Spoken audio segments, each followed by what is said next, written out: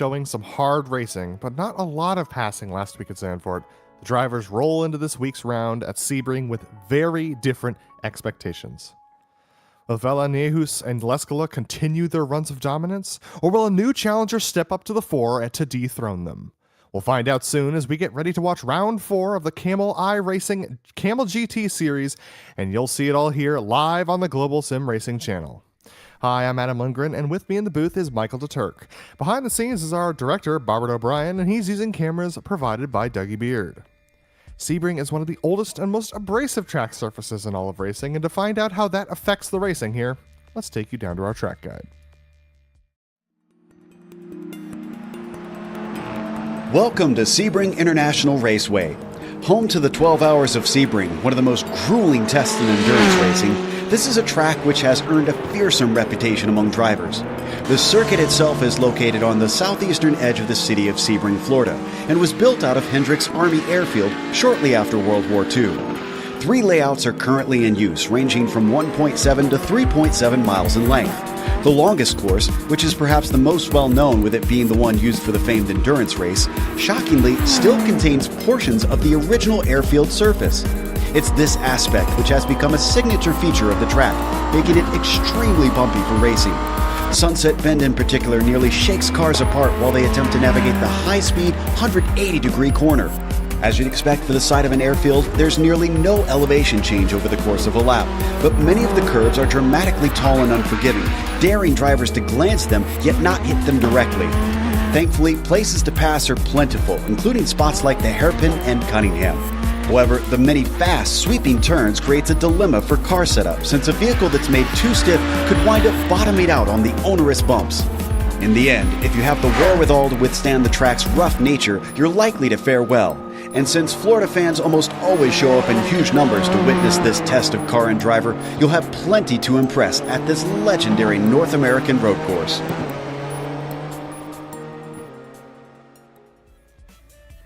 Well, there was some more information about Sebring, but Michael, how are the cars that we're bringing here today in the Camel Series going to be affected by this track? Yeah, Adam, we've got a wide variety of corners await our drivers today at Sebring. Those that elected to participate in some multi-class racing in the Florida heat are in for a treat. This is one of my favorite tracks for Camel. Sebring, the 3.7-mile long lap, features 17 turns and has something for just about everyone. Nearly every corner is a passing opportunity at this circuit, but the drivers are going to need to be especially careful in the run between Cunningham and Tower. It's really easy to misstep on that crossover between the Nissans and the Audis. Drivers will also be dealing with some difficult traction zones coming out of those slow-speed corners, where it'll be easy for an Audi to trip up over a slow Nissan. There's also some very high-speed turns here. They're very bumpy. Turn 1 is difficult to get right, and Sunset is always a challenge. So it'll be interesting to see how our drivers handle those turns in today's race, and it's going to be a test of patience for some and a wild ride for others. Yeah, absolutely. And speaking of wild rides, the championship has actually not been won this season, been fairly calm, with Alexander Vandersant currently 15 points over Javier Del Olmo. Ardruis Velanejus is down there in third position, only 2 points back of Javier. His 2 wins really starting to solidify himself as a good top contender in the GTP driver standings. Cy Andre and Pepe Fuentes have been duking it out for most of the season as well. Pepe really starting to show some speed, getting some top 3s. With Fabian Jungblut, Laus Olsen, Jason Clapper, Martin Kraytrick, and Aaron Humphreys rounding out the top 10. But the GTO, similar story there, Michael. Yeah, we see a familiar name. We see Jukka Leskala up at the top with 75 points, followed very closely by another Finn, Topi Kortaniemi. In third, we've got Ian Brassfield, 15 points back from the leader, with Timothy Vaughn continuing to run through the Audis, 39 points back. Fifth is Ian Haycox, 44 points back, followed very closely by Doug Cloud and Mickey Friesen. And 1 point behind them, actually, we've got 2 people tied. We've got 8th and 9th. We've got Marty Ali and Michael Yankee at minus 48. And in 10th, we've got Carlos Fonseca. It's really close. You know, you've got, 6 points separating 5th through 10th in the championship. Yeah, very tight back there for the bottom of the top 10. But for the race details, it's round 4 of 12 for the Camel GT series. We got a 40-minute race this race and open setups for these cars. They can set it up however they like or dislike according to their choosing. They have no spare car here, so you got to stick with what you got if you collect any damage. And there's a drive-through penalty at 17 incidents. You may think that's hard to get around Sebring, but actually you can rack them up pretty quick if you get a couple of off tracks. Disqualification at 25, that's going to be a little bit harder to obtain, but we've seen it happen before. But all that being said, we're currently in qualifying right now, and the weather, a little foggy out there, a little cloudy for them. 82 degrees air temp, 86 track temp, so not a lot of direct sunlight onto the ground. We got a really high wind, though, and we're talking really high. We're talking 16 miles an hour, 25 kilometers per hour out of the southeast. That is going to be affecting the GTPs, especially down the back straight. Yeah, those GTPs, their wedge shape looks like it from the front, but from the side, they're a barn door. If that wind catches you off as you're going into a braking zone, it'll be really, really easy to have the car just get a little skittish on corner entry, and you're going around, no question. Alexander Vandersand's going to be one of our first GTPs to set a time, crossing the stripe.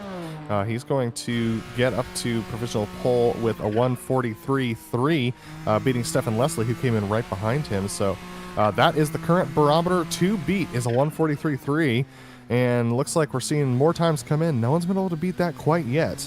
It looks like it's going to be trying to see who is going to be the first GTO to cross the stripe, and I believe that's going to be Ian Haycox in the number 9 machine. He's currently coming through Sunset Bend now and coming out onto the front stretch, going to cross the line, and we'll see what kind of barometer he puts up there for the rest of the cars behind.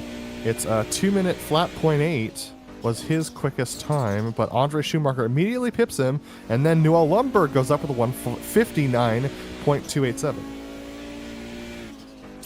Yeah, really close there for a second, but we see Topi Korteniemi put a half second on the rest of the field with his last lap, or his first lap, excuse me. So it'll be interesting to see how much these times drop on the second lap. I mean, with, as we said, slightly colder track temperatures, Adam, I'll be curious to see if drivers think that second lap is going to be the golden lap for them or not. Riding on board now with Doug Cloud as he's trying to power his way through onto the backstretch. He seems to be grimacing, not very happy about his lap so far. Doug right now does not have a qualifying time set, so he's going to be coming around that first turn, and he's going to be hard-pressed to get a second lap in. He should be able to. Still 2:35 left on the clock, but Doug clipping a little bit of that early apex. You can see he's not quite happy with that car at the moment. I can report Alexander Vandersand did not complete his second lap, but still holds the provisional qualifying time in the GTPs. He's at a 1:43.3. No one else has been able to get up there, but we are still missing a couple of drivers to set their qualifying times. And I can report that our championship third place driver in the GTPs from the last couple of weeks, being our Andreas Valniehus, is not here today, so that's going to affect his standings for sure. Topi Korteniemi currently holding provisional pole in the GTOs with a 1:58.7 as we ride on board with Maximilian Bailey, who just went up to provisional pole in the GTPs as well with a 1:43.1. So that's quite improvement over Vandersand. Yeah, quite a lap there. 2.5 tenths clear. We're still riding on board with him here as he makes the run down towards Cunningham. This is an interesting corner set because if you get the braking right into there, it's really a lot lighter than you think, and then you're full power as soon as you get the car turned in all the way down to Tower Turn. As we see him come through Tower, there's a couple little bumps there on the inside that can really unsettle the GTP and send it into a nasty oscillation. But thankfully he avoided those, and the car looks quite smooth here as he's coming through the S's and onto the back straight. Yeah, onto the back straight. He beat out Vandersand's first lap with his own first lap. None of the GTPs on their second laps have been able to improve that much, so it'll be interesting to see whether or not what you talked about, those lower track temperatures, therefore the warming of the tires, improves this second lap. The question is, can he get through Sunset Bend clean? You can see just how bumpy it is, and no, the answer is no. The rear breaks out from him. He's not going to be able to complete a second lap, but still on provisional pole, with a majority of the drivers not having completed their laps either. Javier Mascara did not complete his first qualifying time, and he's got 20 seconds to make it back to line. I don't think he's going to get there. No, he's, I think, a little too far. I think he's going to miss out by maybe 4 or 5 seconds as we see just a little bit of a dirt drop there. But 10 seconds left on the clock, just getting on the turn onto the back straight. No, he's unfortunately going to miss out here. So that will take us to our grid as, unfortunately, Javier Mascara does not make it to the line. That's going to be Maximilian Bailey on the pole position next to Alexander Vandersen alongside him on row 1. Row 2 goes to Farron Grau and Aaron Humphrey, with Javier Del Olmo in 5th and Laust Olsen in 6th position. 7th goes to Dylan Burr and Daniel Aran in 8th spot, with Brendan Lim and Bjorn Ackerman rounding out your top 10. Then it's going to be Gaston Santarelli in the 11th position, with James Barry in 12th, Stefan Leslie in 13th, and Jose Condi in 14th position. Lining up on row 8 is Pablo Suarez and Thomas Silbernagel.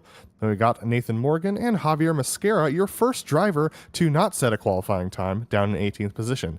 Jason Clapper down there in 19th spot, also not setting a qualifying time, with Joshua Lowe rounding out your top 20. Then we got Kurt Clapper, Lance Simon, Tim Phillips, and Regis Montebayer rounding out your 24 GTPs.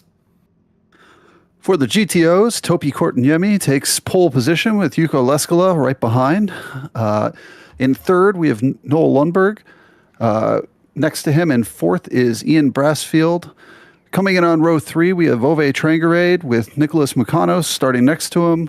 Row 4 is Ian Haycox with Mickey Friesen on the right. In row 5 and 9th, we have Arturas Kundalis with Josh Brain. Row 6, we have Andre Schumacher starting in 11th with Doug Cloud in 12th.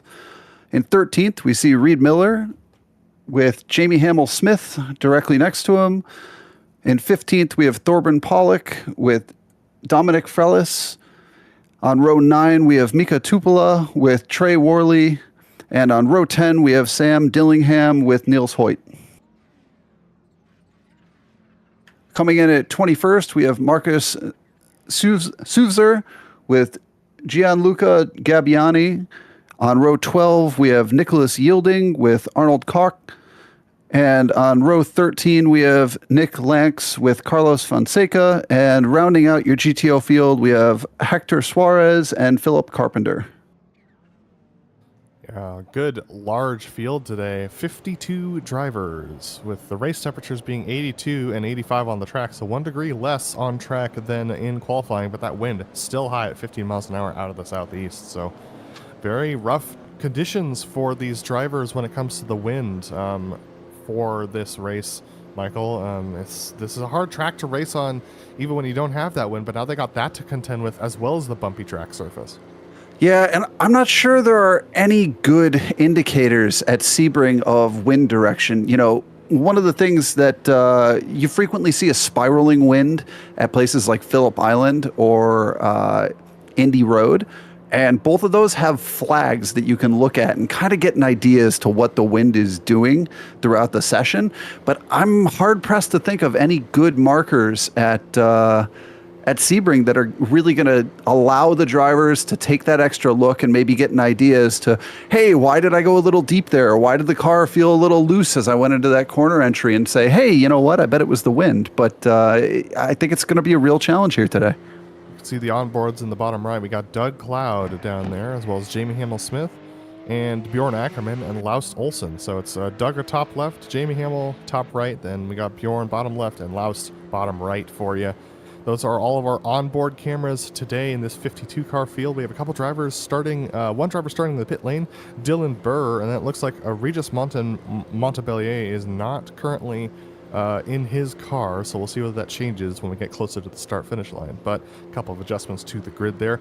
Dylan Burr was in 7th position in the GTPs where he was going to line up, so that's going to promote everyone behind him. Yeah, it's a little bit of a hazy day here, as we talked about. That can give some visibility issues for the drivers. As we see the nice new foliage. I really love the new grass that they've introduced on a lot of the tracks here. It really looks great with the flowers mixed in. But we see Topi coming down here into Cunningham and just kind of keeping the field back a little bit from those GTPs. Certainly don't want to get onto the GTPs through Sunset Bend and Turn 1, where there's the potential for those bumps and cold tires to slow the back of that GTP field down.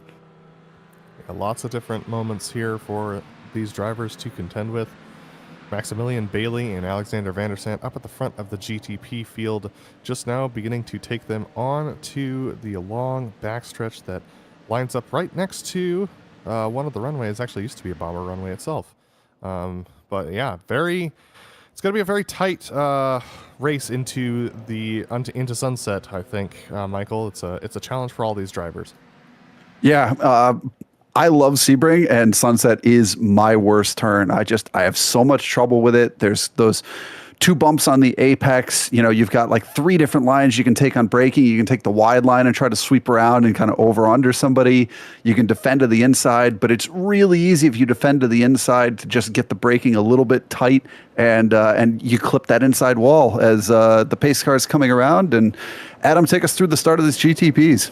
Yeah, Maximilian Bailey, will he make good on his pole position, or will Alexander Vandersant beat him out? Will Topi Kortanimi hold the lead in the GTOs over Yuka Leskola? Let's find out as Maximilian Bailey holds up the field and goes. It's a good jump from Bailey and a better jump from Vandersant on the outside. It's looking to be 3 wide, back further in the pack of the GTPs as Vandersant sweeping around the outside, can't hold on to it. It's contact between Vandersant and Farrengrau. They're both off. They're both wrecked. That's going to free Bailey, and Javier Delomo continues. Oh, wow. As the wrecking continues down into Turn 2 and Turn 3, there's just cars stacked up everywhere. Watch out as these GTOs come through. Topi had a good jump, but Yuka Leskola took it down the inside into Sunset, and they ended up side by side all the way down the pit straight, but got it straightened out just before they caught up to this massive pack of GTPs that are at a variety of speeds, including this. We see the 29 car stopped by the side there towing. Yeah, that was Gaston Santarelli, unfortunately, who had to take a tow because of damage. So about a quarter of the GTP field has been wrecked out and is in the pits right now. The rest of them, a decent amount of them, are scattered throughout the GTOs, but Javier Del Olmo has now taken over second position over Aaron Humphrey. Aaron Humphrey now in third spot, hanging out behind him. Topi Kortaniemi, not quite as good of a jump over Yuka Leskola as you said. He's still hanging on to that first position, but Yuko's only half a second behind, and they've got Thomas Silbernagel, who's trying to snake his way through in the GTPs. This could either break up or force this battle to close. Yeah, this is that tough spot between Cunningham and Tower I talked about, where it's tough to get the crossover and get past the GTOs. He gets by Yuko, but doesn't quite get Topi before we're going to get into the S's. And this is a rough spot because the GTOs are really trying to get that nose in and not end up with that understeer. And the switchback ends up being a really difficult and dangerous place for the GTPs to pass. GTOs being a giant box machine, they're going to be trying to force themselves forward and try and we're going to see whether or not Yuka Leskola can get to the inside of Topi, but not quite long enough is this back straight, even as long as it is for Yuka Leskola to improve. Topi Kortaniemi looking like he's struggling a little bit with his connection as Yuka Leskola tries to do a little bit of a better line through the corner. We're riding on board with Yuko now as he's challenging Topi Kortaniemi for the lead. Yeah, it looks like pretty much all the rest of the GTOs behind are fairly well sorted out. We see a little too wide in the back there. I think that might be Doug Cloud. But Yuko is right on Topi's bumper coming through Turn 1. We're going to see them break down into Turn 2 here. He gets oh so close, gets it touched down to the apex, gets a little bit extra curb there through Turn 2. We're going to see him wind on the power, come out, just barely touch the curb. I think Topi had a little bit of a better exit there, but he's still going to be right on him when we get down into this brake zone. Yuko approaching towards the brake zone. Yuko knows he's got really fast race pace, so I wouldn't expect him to dive to the inside here, but Yuka Leskola challenging Topi Kortaniemi. They got Ian Brassfield, a really strong contender this season. He's really been improving. over the course of the entire season and has been trying to improve his racing positions. But look at this. Hugo Liskala with a nice run, but thinks better of it. Once again, wisely hanging back. But I have to let you know that we've got some pretty good battles going on in the mid-pack of the GTOs as well. Josh Brain, Reed Miller, and Jamie Hamill-Smith tucked together for 12th through 14th as well as we watch the battle for the lead. I always appreciate racing with Jamie. I know he does a lot for the Camel community, but he always keeps it clean, whether you're in a GTO or a GTP. I really feel like he's somebody who not races in their mirrors, but watches their mirrors and makes that multi-class interaction really easy compared to sometimes some other forceful moves that some people can be guilty of, myself included. Yeah, absolutely. Looks like Nils Hoyt had a little bit of an issue. He got a little bit of a bump from Trey Worley into, I believe it was the tower corner, but unfortunately that's put him towards the back of the field. And once again, up at the front, Yuko Liskala has not been able to make it by Topi Kortuniemi. It looks like he's fairly content to just ride. As we look at Nick Makanos, currently leading a pack in 6th position of Arturas Kundalis and Ian Haycox, as well as Mickey Friesen. You can see just how close Haycox was getting to him there. Yeah, there was some overlap there. There was a little bit of a wide line from one of the cars. We're seeing 2 wide, maybe 3 wide into turn 1 here. Yeah, really close stuff. That's Ian Haycox on the inside of Noel Lundberg in the background as Ian's trying to make up positions himself. Noel trying to hold on to that position, takes a little bit of grasp, but is able to hang on to it as we're looking off the back of Nick Makanos. Arturas Kundalis, a quick driver in his own right when it comes to race pace, putting the challenge to Makanos right now, is right on board with him. Yeah, I think there was a bit of a rough couple of laps to start the race there for Lundberg. He's down 4 spots, unfortunately, as we see Kundalis just kind of peek to the outside, peek to the inside, and settle back in behind and try to get the run out of the hairpin here. Yeah, Makanos a little slow right now. In fact, this is the shift coming out of the hairpin, so that's going to allow Kundalis to go by, and here comes Lundberg on the outside. He's going to try and hold it deep into this braking zone and try and outbrake Makanos. Able to do so. Ian Haycox thinks about putting his nose in as well. Can't do so, but yeah, I think Makanos was the cork in the bottle there.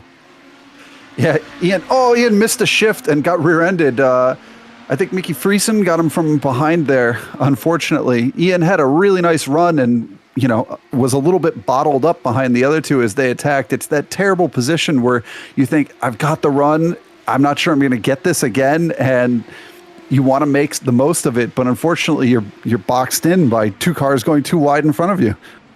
Bjorn Ackerman had a self-spin through Sunset Bend. I can't even know whether you can call it a self-spin, Michael, because of how rough the track is there, how much the wind is going up. But as you can see, the GTO is really taking to the grass on the exit of the corners, and that is Dylan Burr, who started from pit lane trying to cut his way through the GTO field. Yeah, the wind combined with the bumps is one of those things. It's like the acts of God in an insurance policy. You just you hope that it doesn't come back to bite you, but it might, as Ian Haycox gets a big slide through Sunset Bend and is now trying to get the run down into turn 1. One of the things I love about the Audi is its rally heritage. He tries to carry a lot of speed through the corner and slides those rear tires. It can still work for him as we see Mickey Friesen sweeping around the outside of Reed Miller. Good to see Reed back currently down in 12th position in that car. But a lot of cars out here today, especially for such a busy day of racing in the real world and on iRacing. But Yuko Liskala lining up for a pass on Topi Kortuniemi. He might have the opportunity now. He's going to look to the outside of Topi into the hairpin. It's going to be side by side between the two of them as we're right on board with Yuko. He's going to try and carry the speed through the outside, but the notorious understeer of the Audi strikes again. Yeah, it was a really good attempt there, really clean, nice side by side by both of them as he's going to look to the outside going into Cunningham, try to get over, use all the track. Topi squeezes him over and they touch a little bit, but Yuko gets back in line behind him and is right on him and ready to look into tower for a potential dive, but a difficult place to try to go here. I can report that Aaron Humphrey just made a pass on Javier Del Olmo for 2nd position in the GTPs. He's been sizing it up for a couple of laps and finally got Javier to make a mistake through turn 1. Just got a little bit wide through the turn. But look at this. Look how close Yuko is tucked in behind Topi. These two know each other really well, and they've got Ian Bransfield, who's been putting on some charges recently. They've got Dylan Burr to contend with as well, that GTP who's going to be trying to cut through. Yeah, if I'm the GTP here, I see these three this close together. I'm definitely, right here, right on the back straight. Just pull over, make it really clear that you're going to go all the way down the inside. Don't hold them up. make sure you clear them at braking. You can, as Yuko goes to the inside and almost touches the wall and the GTP, but gets a nice overlap on Topi. Yeah, here comes Topi, though, with the charge out of the corner, a little bit more of a straight line coming through. He's going to be able to hold that position. Yuko Leskala ducks in behind Topi. He's going to look to the inside of turn one. They got Brassfield to worry about as well behind them. Here they go to turn one. He looks to the inside, but Topi carries the speed and is able to maintain the position. Yeah, Brassfield's got a really nice line and run through this. He's really closing up. Him and Ove have got to be so happy seeing the two Finns always fighting for position, but it allows them to get back up on this and turn this 2-car fight into a 4-car fight for the lead. Absolutely. That is Ove Trenkrad who's brought himself into this battle. Yuko Leskala and Topi Kortaniemi, with their battling, honestly, it's very clear to me, Michael, that Yuko has a little bit more speed in that machine as far as race pace is concerned, but Topi's going to make it a challenge for him to pass. Yeah, Topi's definitely no slouch, and Yuko's got a little bit of damage on that left front fender bumper that we see just there. It's just a little bit. It won't be slowing him down that much, especially not with how skilled he is in this car, but, just a little bit there that might be slowing him down just a hair. Absolutely. I can report Joshua Lowe in the number 34 GTP. He has some under tray damages, making him very slow on the straights, so he's been passed a couple times by Bjorn Ackerman and Javier Mosquera. Was up there in close to the 5th position, now down in 10th. I'm, admittedly, Adam, I have not followed Camel that close to this season, but I'm interested to see. Right now we've got Javier Del Olmo in 3rd place in GTP. I don't think I've been in a race with him where he's not raced in the GTOs. I'm not surprised that he's in 3rd, but it's neat to see somebody make that crossover. I know it's not an easy transition. Yeah, a decent amount of the drivers do make that crossover. We've seen a couple of them hop over from one to the other. Doug Cloud's one of those. Reed Miller drove the GTP for some seasons, as well as Mika Tupla and Gianluca Gabbiani, who generally drive the GTPs as well. But it's a real challenge around here for these drivers. But let's take a look at the replays at the start, because we got a little bit of a moment to take a break here, because that GTP accident was definitely a barn burner. I believe this happened between Farron Grau and... Yeah, so here we go. Starting off the GTPs, it's going to be very tight here, and it's Farron Grau and Javier Mosquera, I believe. So we're going to see down here into turn 1. Here's the touch. Yeah, it just washes out a little bit on Farron there, and the 7 just doesn't see him, and, well, they make contact. Yeah, absolutely. That's Alexander Vandersant, who was who started off in 2nd, unfortunately, falling afoul of getting collected by Grau there. Laust Olsen, look at this moment here with him. He gets nudged by just some compressing traffic and gets forced into the wall as well. So quite a few drivers. Look at all these GTPs that get collected. It's mostly the top 10 that get collected into this accident, but Laust almost going over, and yeah, just a big incident. Yeah, that's a big hit for all of those cars. Big side pod damage. I'm sure big wheel damage as we see Topi trying to thread his way through through turn 2 there. Just the graveyard of GTPs sitting on both sides of the track. Yeah, so as they worked their way through back live, we do have Aaron Humphrey closing in on Maximilian Bailey for the lead in the GTPs, as Maximilian and Humphrey starting to cut through the GTO traffic, and multi-class around Sebring is really complex. Yeah, the nice thing about it, though, is that there is such a variety of lines through the corners that it's very easy to either do an outside sweep or do an over-under and cut the inside and go for that later apex when you're a GTP. You've got options for how you want to pass the GTOs. The real key is if you're doing it late and you're doing it in a divey type sense in the fast corners, you need to make sure you carry the speed through the corner and let that Audi get the turn in. If you brake at the same point as the Audi is going to hit you because they don't have anywhere to go. You've got to just breeze off the brakes, roll into the corner, and if you have to slow down past the apex a little bit to make sure you get the exit, that's fine, but make sure you get the Audi, let the Audi get their turn-in point, because you can easily cross over with them and not hold either of you up. Riding on board with Aaron Humphrey as they sneak through some more of the GTO traffic. They were 5 seconds behind these GTOs when they got onto the back straight and are now passing them. It's a 10-second delta between the GTOs and the GTPs when it comes to their laps. Maximilian Bailey really taking some dives here with the GTOs, getting in the middle of that battle between Doug Cloud, Mickey Freese, and Reed Miller for the 10th position. That's always a rough one. He's looking at this. Aaron Humphrey's bottled up here. He's going to have to go 3 wide around the outside. Reed Miller doing good to hold his line. Yeah, that was nicely done by all three. I think there was a little touch of the grass from Aaron Humphreys as he gets the nose in nicely, just barely washes past that apex. And here's that crossover between Cunningham and Tower. I can't say those words together right now.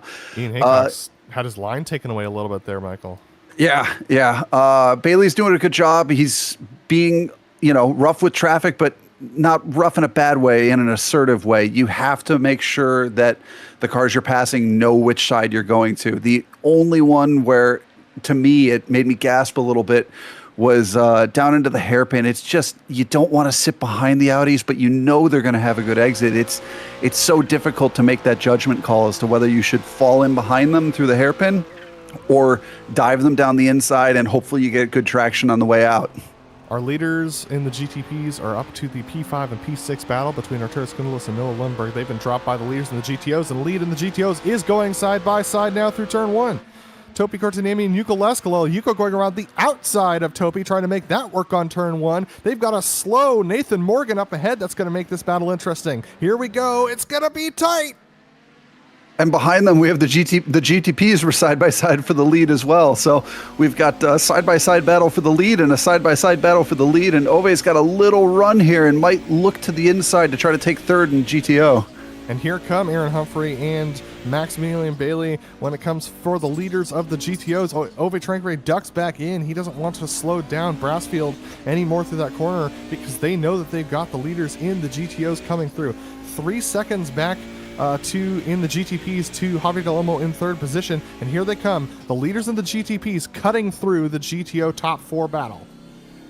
Yeah, I think that was a good judgment call from Ove there. As much as he did have a little bit of a run towards the hairpin, if you end up taking that 2-3 wide and there's a little bit of contact as we see Bailey going around the outside at Tower, which is difficult to do, especially with those bumps. It's very easy to have the car on the inside there just get a little too much of a bump as Humphrey goes around the outside. And that car on the inside can wash on those bumps just a little bit and easily push you off the track. The GTP leaders are free and clear. Did open up some gaps in those GTO lead battle between Topi, Leskala, Brassfield, and Trengerade. I could report that Javier Mascara and Bjorn Ackerman got into the back of Mascara through the hairpin, sent Mascara down the access road, and Bjorn ended up spinning out. So unfortunate moments for them. A nice battle for 5th position in the GTPs between Stefan Leslie and Brendan Lim. Brendan Lim trying to hold off Leslie as they head towards Sunset Bend. And look at that. Leslie knows that he's going to get pinched there. Backs out of it. Yeah, it's a smart call. It was nice to see Brendan there also leave just that little bit of space for Reed Miller as he was kind of entering Sunset Bend. It's one of those multi-class interaction things that, a lot of people go, oh, I'm a GTP. I can just, come over and brake. And then as we see, is that Doug Cloud right behind Ian Haycox there, getting really close on the entry to turn 1.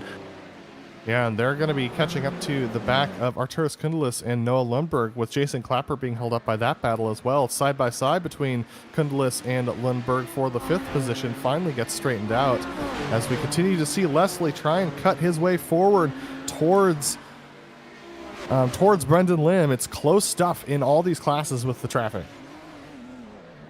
Yeah, Leslie up 7 positions so far. Not our biggest mover in GTPs.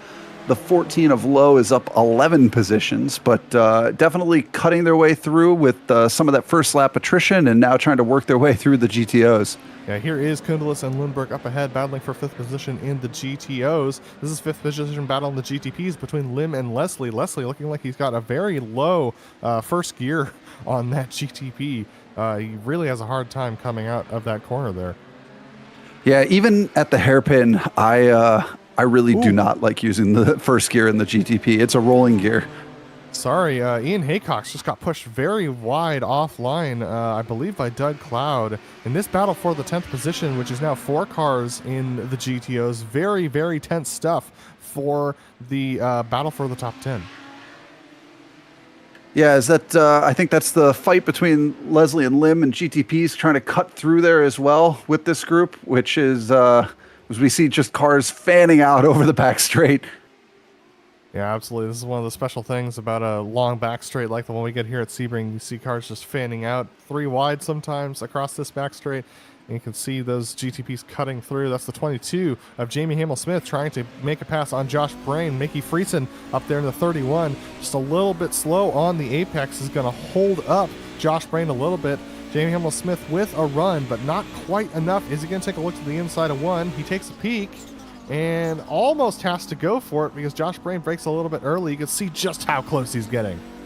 Yeah, I thought we were going to see a little rub there, a little bump and run going into turn 1, but Jamie held it nicely, just barely didn't make contact, and made Josh Brain feel the pressure there in front of him. Oh, there's a spin in front. That's Ian Haycox. Oh, Ian Haycox and smoke. Mickey Friesen are both off. This started with contact between Ian Haycox and Nathan Morgan. Nathan Morgan in one of the GTPs, and I believe that Mickey Friesen's spin was in contact with the GTP, in fact. I'm surprised not more people got damaged from this, Michael. It was a great shot there for the onboard with Jamie making his way through. As we see, Ian just barely touched that slow GTP on the outside, unfortunately, and it sends him into a spin. The GTP comes back across to the right. I think Mickey Friesen is cut off by that and is going to just barely rear end him, which sends the GTP around. And then Jamie Hamill-Smith shoots between the GTP spinner and the GTP on the outside. Wow, what a sequence.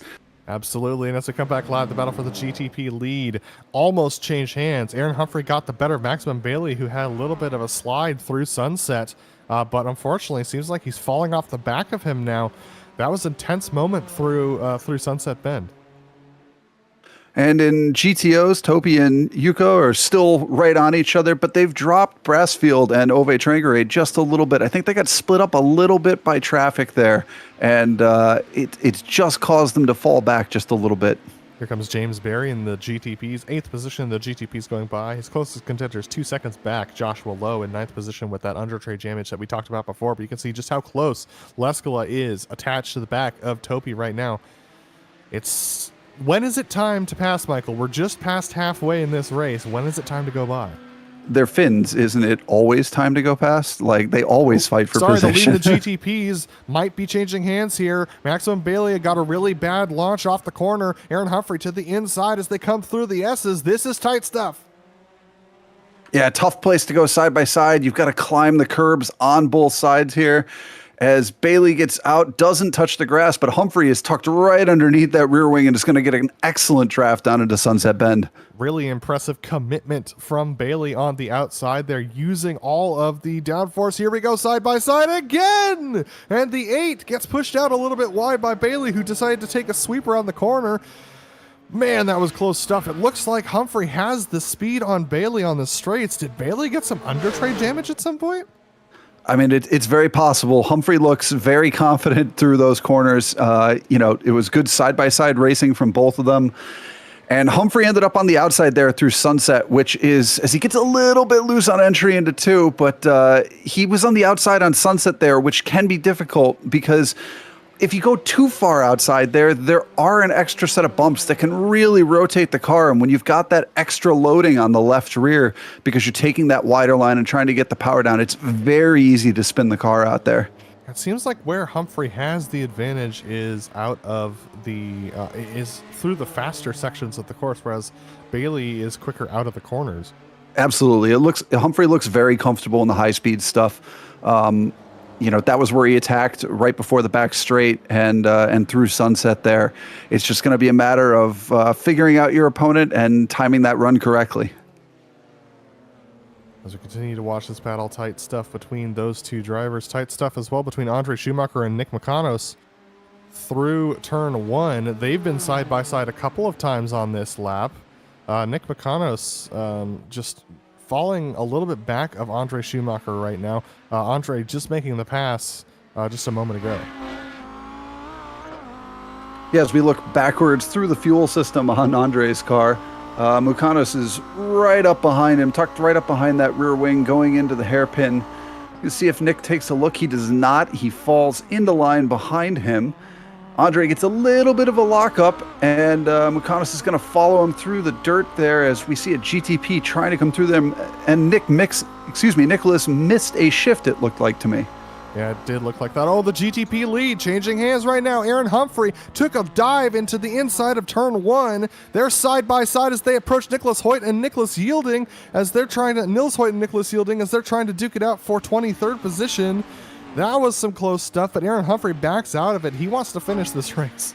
Yeah, that's that can be a tough one because you finally get the lead and then you have to use a little bit of, as he crosses back over immediately and tries to take the inside under braking into the hairpin. They're still side by side. Humphrey gets a little bit of the inside curb and it just upsets the car a little bit and he doesn't quite get the traction out, but he's still side by side. He's going to hang it out there around the outside, which will become, gets cut off by Bailey going into Cunningham. Wow, what a battle between these two. Seems like Humphrey's being a little nicer to Bailey than Bailey is being to Humphrey right now. Yes, definitely. A lot of room on the exits, even when he's got the line. But Bailey, there's some very defensive moves, not bad moves, just defensive moves. And side by side for third position now in the GTOs as well, Ian Brassfield and Ove Trangerade as they're going into turns 3 and 4. And it looks like it's going to be Trangerade who passes Brassfield for that third position. Yeah, they've they were tied up on the leaders before this. They've fallen about 3 seconds back, maybe 2 seconds further than they were. I think they were about 1.5 before. As we look forward, what we've seen from all that fighting between Humphrey and Bailey with a big bump on the outside there is Javier Del Olmo has climbed up and is now right on our leaders and potentially turning that GTP into a 3-way fight. And Ove Trangerade has unfortunately been caught out by a slow GTP that missed the apex of the hairpin. Lance Simon, he's now got damage. Lance Simon's in the pits, but we're gonna see it right here. And it looks like the GTP decided to take the apex of the hairpin and just took it a little bit too deep. Yeah, it gets out onto the dirt here and just comes straight back across Ove. Oh, that's just terrible luck. Heartbreaking for the two of them, especially for Ove Trangerade, unfortunately, just getting caught out by that moment there. Maximilian Bailey and Aaron Humphrey almost actually made nose-to-tail contact through the hairpin. That's brought Javier Del Olmo right on to the back of Humphrey as they're catching up to the battle for 17th in the GTOs between Tupelo, Worley, and Gabbiani. Those guys aren't going to want to give up any time. Yeah. Thankfully, I think here for Humphrey is that these GTOs are just going to barely slow up Bailey just a little bit. And while Humphrey is going to have to take him too wide here through the fast back S's before the back straight, turns 15 and 16, I don't think he's going to lose too much time to Bailey. Yeah, he's trying to snake his way through. Bailey getting out to 1.7 right now over Aaron Humphrey. Yeah, it did hurt him. Better position. I was wrong. It happens. It happens. Sometimes you try and read the traffic better. But Del Olmo snaking his way through as we're riding on board with Bailey. You can just barely see Del Olmo and Humphrey. It looks like Del Olmo feeling even less comfortable on the exit of Sunset than Humphrey right now. Yeah, this is one of those rare instances where I can say if I was Del Olmo, I would sit behind Humphrey and try to catch up rather than attacking if I had the opportunity. Oh, GTO lead. Ukulesco trying to go around the outside through Tower Corners. Is going to be a tight one. Can't quite get it done that time around. But my goodness, Ukulesco on full attack mode against Topi right now. Yeah, you love to see it. These two are just, they're not holding back here. If they get an opportunity, they're going side by side. They don't care if anyone's going to catch them behind. They want to race. And they are racing very tightly together. We know that Yuko's got a little bit of race pace over Topi, but Topi's defense has been very stout so far. Yuka Leskala, this is the section where he seems to be the weakest on this track. It's on the exit onto the back straight where he seems to struggle with getting the speed on Topi, which is why he hasn't been able to make a move into Sunset recently. But they're fairly evenly matched out of the corner this time. That's going to give Yuka Leskala the draft. Let's see what he can do. Topi's going to take the inside and defend. Yuko is all the way to the outside. They almost touch, man. Topi is really trying to open those corners up as much as he can on entry, which can be a dangerous proposition when we're talking about racing on the internet. Attempting to do an over-under there was Yuka Leskala, but unfortunately Sunset does not provide that opportunity because it does have a little bit of a cutout towards the outside of the exit of that corner. But into turn one, Topi still leading over Yuko. The lead in the GTP is still 2 seconds between Bailey and Humphrey. Yeah, as Yuko's going through turns 2, 3, 4, and is really tight on Topi still. He's still carrying that little bit of left front damage, but as Topi gets really wide off in the dirt and Yuko goes past him for the lead. And that's going to do it. Yuka Leskala into the lead of the race off of a Topi Kortaniemi mistake. Yuko's putting the pressure on him, and Kortaniemi finally broke a little bit. That's Phil Carpenter going off into the grass under the pressure of the leaders coming by. And now it's up to Topi to try and claw his way back to the back of Leskala and make the same kind of challenge. Yeah, it'll be interesting to see here now that they've swapped positions. Is that little bit of front bodywork damage from Leskala just going to hurt him that much in the straight line? Or does he have the race pace well enough sorted where, he has, I don't want to say easy time defending, but a reasonable time defending where that little bit of aero damage isn't going to hurt him? Coming now through into the S's once again. As we talked about before, this is Yuko's weakest part of the track this time around. So Topi Kortaniemi has a very good line through this corner, but unfortunately just not enough to give him the speed and to gain to the back of Leskala to get alongside him. Oh, you know what, Adam?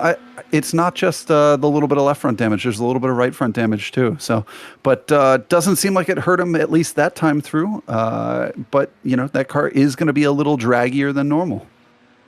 Absolutely, and that does hurt him. As you can see, here's another battle going on right behind them. This is between Topi Kortaniemi. This is between Noah Lundberg and Arturas Kundelis. This battle's been going on for a little bit as well.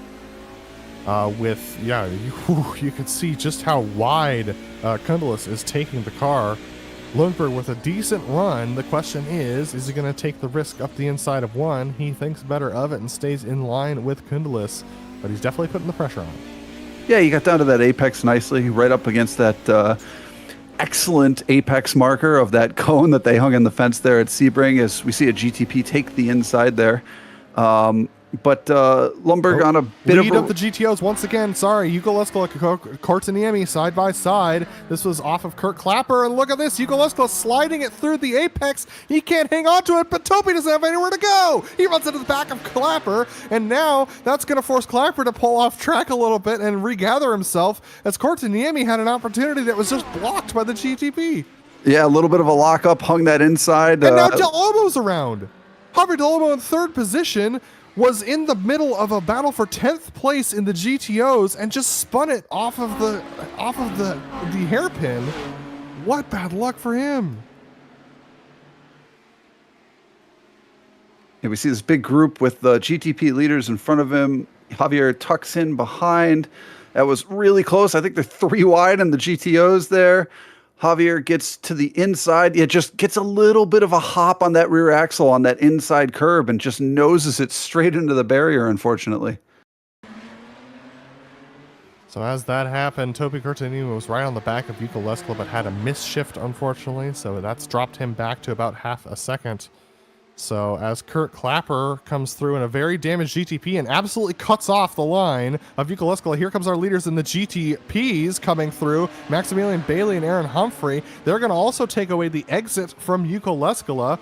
So this is going to give an opportunity to both Humphrey and to Kortaniemi, but I think Humphrey's going to be the one with the opportunity most. Yeah, this run through turn 1 into turn 2 is going to be dangerous. You've got the car on the brakes on the outside. Oh, that's That is your worst nightmare as a driver, coming through a corner and having somebody lift or brake when they're on corner exit and having to adjust your line when you're, full out going for that pass for the lead. Yeah, that was also Kurt Clapper. But here we go with a good run from Humphrey. Look at this. Bailey's going to look to the inside. Here we go. It's going to be on the brakes once again. Bailey deeper on the brakes. Can he get it turned in? The answer is yes. Humphrey a little bit more cautious there. They go sliding through the corners once again. Tough stuff as Humphrey almost gone around one more time. So unfortunately for Javier, he can't get the tires cool, and he continues to slide through these corners, unfortunately for him, as we continue to watch Humphrey put the pressure on Bailey. Yeah, Humphrey had a boatload of wheel spin coming out of the hairpin there. Did an excellent job sliding it through there and hanging on to it as he gets really close to Bailey coming through tower here. Tight stuff between these two drivers, and also tight stuff between Yuka Leskala and Topi Cortinier. Still about 3/10 between both battles, as you can see on the ticker tape there. But look at this, Humphrey with a good opportunity. If he gets a good run onto the backstretch, look at this, Bailey a little bit loose coming through there, but was able to hold pretty decent speed. But Humphrey, as we've said, has really good speed on the straights. You could see him start to gaining, but not quite there enough to have the overlap to make a challenge. Yeah, he peeked to the inside there and just kind of said, hey, I'm here. We're going into sunset, as we see Topi also looking into sunset as they come down the back straight. Cortinemi around the outside. Yuka Leskala trying to hold it on the inside, but these tires are worn out for both drivers. Both of them understeering out towards the outside of sunset. Still side by side, but Yuka breaks the rear axle off a little bit, slides it, and that's going to allow Topi to go by. Excellent racing we're seeing for the lead here in both classes. I mean, these guys are taking it side by side pretty much the entire race. So, my hat's off to both groups for keeping it clean. Absolutely, as we see Topi sliding that car as well. He used a lot of tire wear just to get that thing going through Sunset Bend and through turn one. So he's going to be a little bit slidey now. But Yuka Leskala, we saw his rear tires starting to break out as well. So just unfortunate moments for Yuko as his tires starting to cry wolf a little bit here. Leskala, look at this, Topi breaking in the middle of the road. Leskala dives to the outside, trying to sweep around the outside, but unfortunately not enough rotation. Leskala falls back. Yeah, nice try there. Tried to throw the dummy and then take it around the outside, but Topi positioned his car quite well there and defended both lines on the way into the corner as we ride back on board with Aaron Humphrey behind our leader Bailey as they come through turns 15 and 16 and try to get a good run onto the back straight to get past this GTO and make sure they get through sunset clean. Yeah, good move. Bailey was able to hold his foot down through the corner, was able to back off just enough to get the straight line speed. But Humphrey, real quick, he's gaining. Bailey's going to go defensive. Humphrey does not take that outside sweep. He's going to keep it nice and calm. Bailey took it a little bit deep. He's sliding through the corner. Humphrey on the power early. This is going to be a good opportunity if Humphrey wants it. Bailey's going to look to the middle of the track, and Humphrey tries to swap over. Bailey, a little bit of a defensive move, realizes that he can't quite do that. Here we go. Humphrey to the inside through turn one, but Bailey sticking it out on the outside. It's side by side as they go. Deep on the brakes for Bailey around the outside. He holds it. Oh, and a slide from Humphrey and Bailey both as they try and power their cars out. Bailey's going to retain the lead. Wow, nice defense there. Aaron did a great job getting that run through sunset. Unfortunately, he just needed to open that up a little bit more through one just to make sure that Bailey couldn't take advantage, but he gets right underneath that rear wing as they go through the hairpin. Absolutely beautiful battles for both P1s. We got some battles for P10 as well in the GTOs, but just haven't had time to look at it as we see here. It is that battle between Arturas Kundelis there trying to duke it out with Noah Lundberg for fourth position. Yeah, Lundberg's on an excellent recovery. I think at one point he was down 6 positions from the start between the mess of getting through the GTPs and some of the other accidents and whatnot that took place, but has worked his way back up to 4th and is only down 1 spot from where he started, and that's quite a recovery drive. We're going to be approaching the penultimate lap as they come around. It's 3 minutes to go, so it's going to be 2 laps to go when they cross the line this time by for our leaders in, I believe it's going to be both classes, yes. So Yuka Leskala right on the back of Topi Cortiniemi right now as they snake through the sectors trying to find a way by Topi. It's been a hard-fought battle for Topi to hold this lead, and he doesn't want to give it up now. Yeah, Leskill has got to be sweaty. I mean, he's been really just tucked up underneath that bumper the entire race. I mean, incredibly close the whole way. That's when you know, you're battling somebody that knows this car that well. As he gets a little loose coming through 15 there, but he knows the car so well that he just can hang it right off the back bumper without a huge amount of issue throughout the race. Yeah, and the fact that he went off there and was still able to keep his foot in it and get that close, you could see him signaling to the GTP behind, don't dive this corner, I need this battle. Look how close he's getting to the back of Cortinami. Cortinami starting to get a little tight. The front tires wearing out on that machine. Yuko's rear tires wearing out. The question is, which is better? They're going to have a little bit of traffic into one. Yeah, hopefully these GTPs get past. Oh, that was really close from that red and white car as Leskill goes wide. Keeps his foot in it, though. I don't think he's going to lose too much time. Yeah, unfortunately, Yuko just about still 5/10 back, trying to hang on to that machine right now, trying to hang on to the back of Topi Cortinami. Has he used the best of it? It is closing in on 1 lap to go for all of us. So as the leaders in the GTPs once again are coming onto the back straight for the penultimate time. They've got a lot of traffic ahead of them this lap, Michael. This is not a done deal for Maximilian Bailey. Not by any means, and not with how close these two have been the entire time. We're riding on board with Aaron. He's going to take it inside and take a little look on Bailey there, but they're going to try to sweep the outside around this GTO. Do it nicely on corner exit. Aaron gets a little bit of a slide, but hangs onto the car, stays in the power, no lift necessary, just steer and go. White flag for Maximilian Bailey and Aaron Humphrey. They're catching up to the battle for 17th between Dominic Friels and Gianluca Gabbiani. They're going to snake by both of them into the braking zones, though no challenge for Humphrey or Bailey from those GTOs. Now they've got Trey Worley up ahead in 16th position in the GTOs that they're going to have to get by, and they might catch him probably under braking for the hairpin. So here we go. Aaron Humphrey right on the back of Bailey. He looks to the outside, but there is Trey Worley. Going to have to fall in line of Bailey as Bailey takes it deep into the hairpin. Both of them in line as they go through the hairpin. A little bit of a slide from both as they exit. Yeah, Humphrey got a little bit of the dirt there, trying to keep it tight and make sure that he didn't take away the exit from, or the braking zone, or the mid corner from that GTO.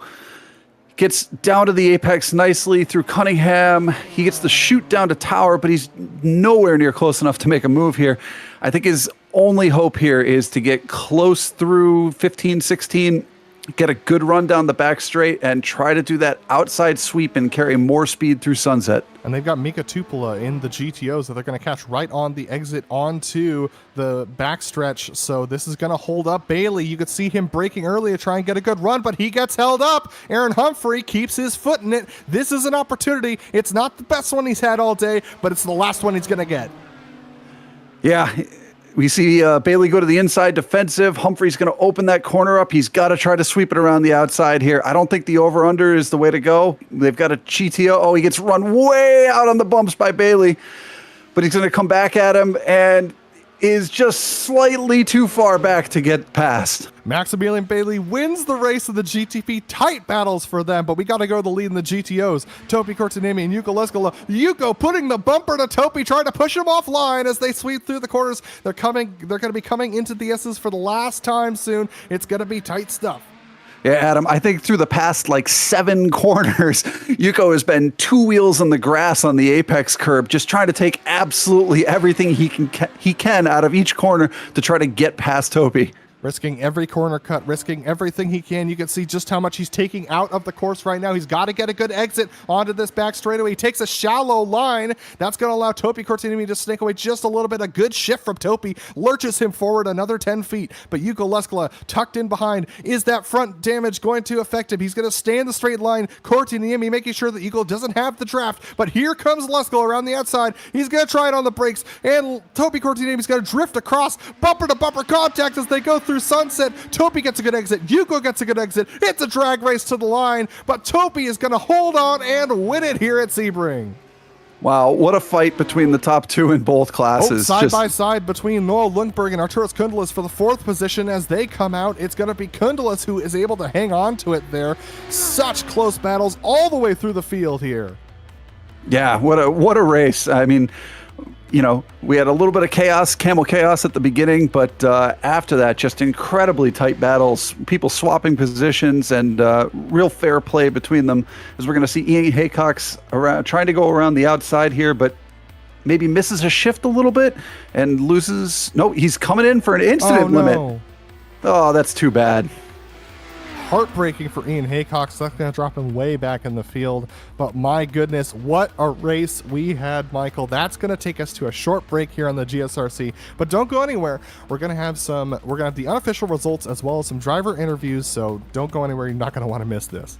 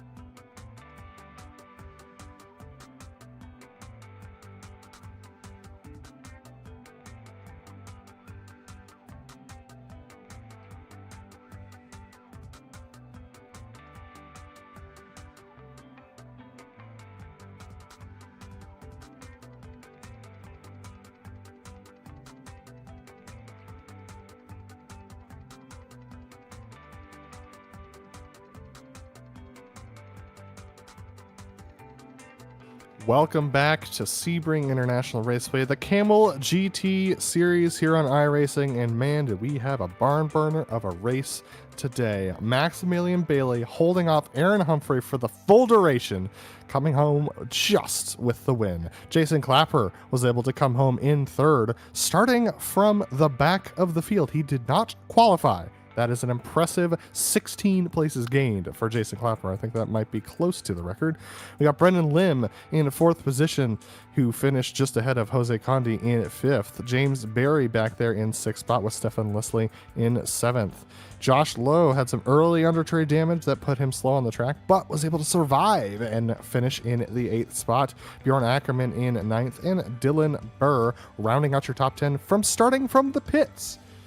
Then we've got Javier Mascara and Thomas Silbernagel, who are both involved in the early wrecks, and Javier Del Olmo, who was third for a while, but ended up getting some hot tires from a spin and then just not able to recover. Kurt Clapper down in 14th position. Second car a lap down. Then we got Alexander Vandersant, who wrecked in the initial wreck as part of that initial incident as well, able to recover to 15th position. Tim Phillips in 16th, and the rest of the cars are DNFs. Lance Simon, Nathan Morgan, Laust Olsen, as well as Gaston Santinarelli, Daniel Aaron, Farron Grau, Pablo Suarez, and Regis Montanbellier.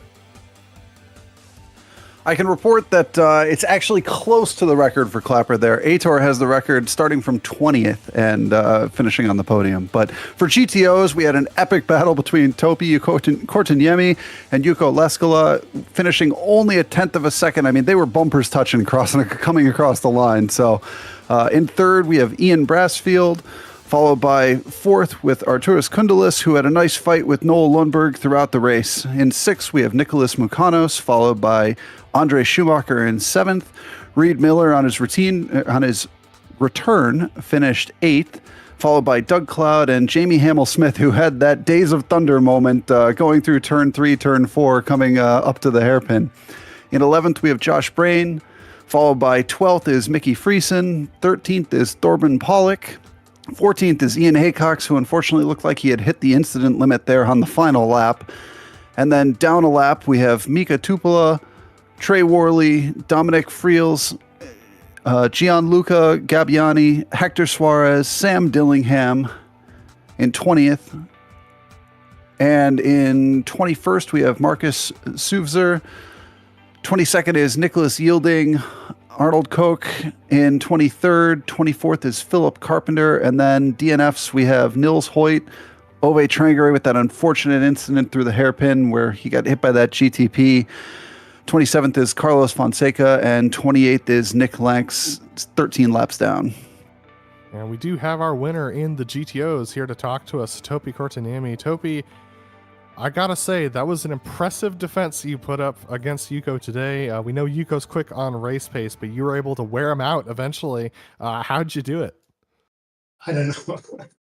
Inevitably, it was a fun battle. It was a great, clean battle. We threw punches to each other and somehow managed to not crash even with the traffic. But it was great fun. Yeah, absolutely. Sebring is a challenging race course when you're driving it by yourself, but to have a fast driver, the championship leader and multi-time champion Yuko Leskala breathing down your neck. I mean, I know you guys work together sometimes, but that had to be some stressful driving, and especially with the traffic coming through. Talk to me about the traffic today. I mean, it's hard to track for traffic because there's a lot of slow corners where the Nissans might get in front of you, and then you can't really get out of the turn as fast as you would like. So it makes it interesting, and I think you noticed the one happening at the hairpin.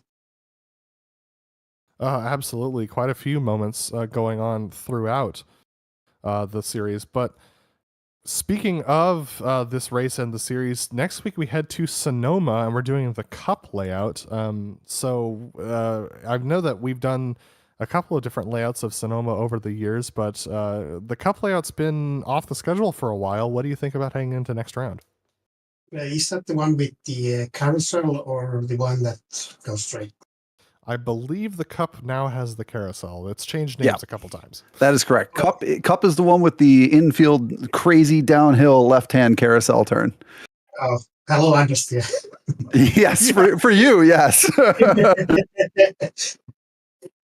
No, I think it will be a great track. I think it will be a chaos if it doesn't split and we have 50 cars on the tiny track, but it'll be interesting, I think.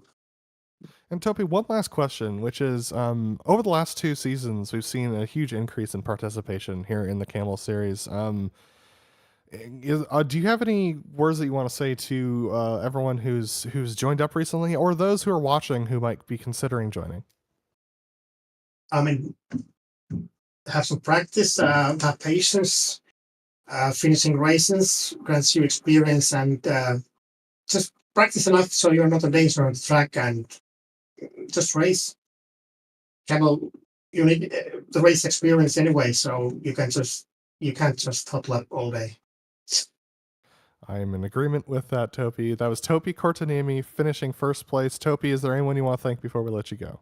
Well, you guys, of course, for broadcast, and team, and Yoko, of course, for the a good battle. Topi Kortanemi, our winner today in the GTOs. And that is actually going to do us today. We want to give a huge thank you to the Camel GT series for bringing us out for yet another season. And we want to thank the team today, Michael, Bobbert, and Dougie. Make sure to check out our social media as well as our website and merchandise store. And don't forget to subscribe here to our YouTube channel as well, so you don't miss out a moment here on GSRC. The next race, as said, was Sonoma Cup. That's October 17th at 1 p.m. Eastern Standard Time. And be sure to check out our other broadcasts that are listed here on your screen. We hope you've enjoyed joining us today as much as we've enjoyed bringing the racing to you, and we hope to see you back again soon. But until next time, race clean, race hard. We'll see you on the track.